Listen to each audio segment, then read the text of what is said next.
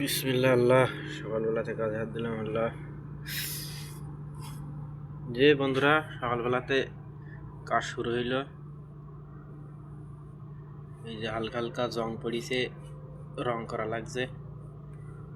কাজ শেষ হয়ে গেছে অনেক দিন আগে, মানে এই যে কালারে টিয়া হয়ে গেছে, তার জন্য আবার রং করে দেওয়া লাগছে। অনেকদিন আগেই কাজ শেষ হয়ে গেছে, আবার নিয়ে আইছে এখানে এই কাজ করার জন্য। এই যে নিচে নিচে একটু জং পড়িছে, তার জন্য আর কি রং করে দেওয়া লাগছে।